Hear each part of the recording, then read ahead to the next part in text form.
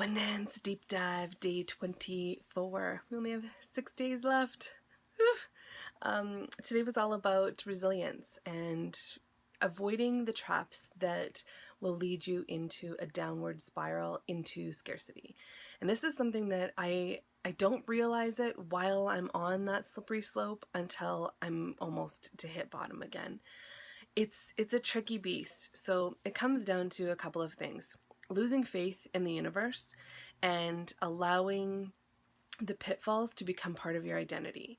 So the circumstances that are happening, maybe it is a trigger, maybe it is a huge event, and instead of looking at it as a neutral, objective perspective and potentially something that the simulator is doing to test you or to challenge your character development, we take it personally and we start to own it, and it becomes part of our identity. And it's things like, I made this big mistake, so I'm a big fucking loser. I chose to do this, and how could I be so stupid? It's those kinds of things that start to creep in, and then they take over, and before we know it, we're back down to where we started, and it is a beast to try and get back out. So the easiest way to avoid all of that right from the beginning is to treat things as a neutral event, because they really are. There are people on the planet that are going through the exact same thing that are not in scarcity, that they're not on the downward spiral. They're just looking at it as, okay, this is the circumstance. It is what it is. What do I want to do with it? Do I want to choose to fight it, to move through it? Do I want to do everything I can to, kind of dissolve it? And go from there, trying to remain neutral about it and looking at it from the objective perspective and sometimes the simulator. So what happens if once upon a time, before you were injected into this world, you created this event for yourself as a test? I think about the show Blind Spot, where she actually tattooed all of those tattoos on herself and then wiped her memory so that she would go through that whole process. It can start to blow your mind, but it starts to take some of the energy away from the actual event or whatever is causing you to be in that spiral, and you can pull yourself out. Sometimes it's just acknowledging that there's that issue, that thing that's coming up, and instead of playing into the victim part, which is really easy, right? I got fired and woe is me and all of that stuff. It's okay, well, why did you get fired? Is it something that you did, or is it something that no matter what would have happened, it was doomed to happen? It was, the company is downsizing, the company went bankrupt. For myself, I was terminated out of my job because the owners were retiring. So it just became one of those that has nothing to do with me. It's just the circumstance and how I was playing into the simulator. So opportunity for huge character development, and sometimes for you to step up and play a bigger game when those challenges hit. And sometimes we fall into the trap of kind of getting sucked in and taking it personally, when really it's just a circumstance. It's nothing personal. We talked about the truth, love, and power triangle in regards to all of that. So truth, examining, like I just said, about what is the cause, what is the kind of neutral, objective perspective on it, and how can we reframe all of that? From the love angle, becomes part of, is it in alignment with our values, and is it in alignment with our choices and our character development, and is this an opportunity to ask for help and to reach out, perhaps even expand our social circle to serve and support us even before we need that help. And something that I learned along the way was, just because your circle is there doesn't mean they're going to be capable of helping you through the circumstances.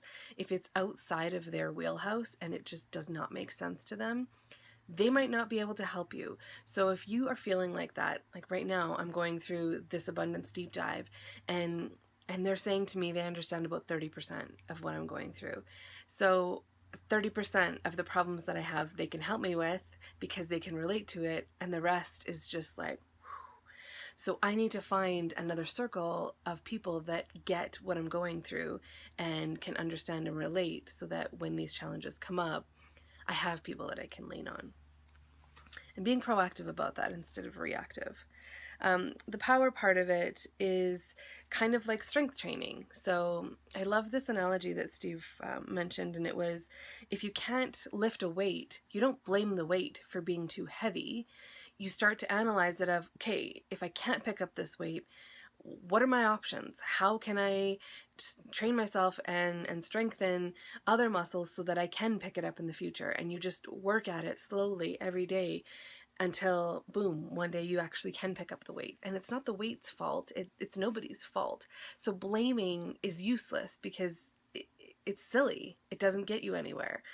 But looking at it from, okay, problem solving and more character development, and looking at it as, maybe I've got a different skill set that I need to adapt or learn, and maybe this is something that I can choose to kind of lean into and really try something different and a different strategy. So I love the power analogy of picking up the weight, and that it's not the weight's fault. I think that was hilarious and so relevant. I mean, you can stand there at the gym really getting mad and blaming the weight, and for what? It's not going to get you anywhere. So love that.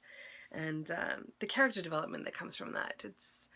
I look back on parts of my life where I'm like, wow, I can't believe I actually did that. But it was a sink or swim moment of, I can choose to give up and surrender, or I can push through just a little bit harder and see if I can do this. And every single time that I did that, just push myself a little bit harder, it was fantastic. I had amazing pride in myself. I loved myself for putting the extra effort.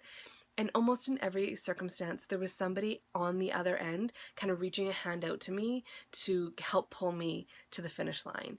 I remember this one time, I was in Costa Rica and I was swimming towards this waterfall, and the waves of just the sheer force of the waterfall and the pressure in the water pushing me back, I felt like I was swimming and nothing was happening, but I was determined to get to this rock that everybody could sit on. And oh my God, I was so exhausted, but I kept saying to myself, I didn't come this far to only come this far. I'm going to do this. And on the other end, in part of our tour group, was this 17-year-old girl, and she reached out her hand to me and pulled me up onto the rock. And me pulling onto her almost pulled her into the water with me.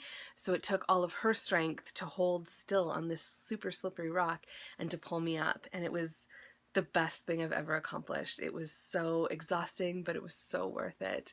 And of course I don't have it on video because I was busy swimming, but just stuff like that that I could have given up. I could have, come back home and then thought about it and beat myself up over being such a loser for not trying hard enough and had that regret. Or I could just lean out, like just trust and have faith that this person's going to help me, that I can make it, and I did. So something else that we talked about was when we're in this space, and I am guilty of this every single time, when I'm in a really great place and I'm glowing and excited and people are noticing the changes and they're interested, and I feel like I want to help everybody and save everybody and bring them along the journey with me. And Steve calls it drive-by coaching, and I had a bust out loud laughing moment because that's exactly what it is.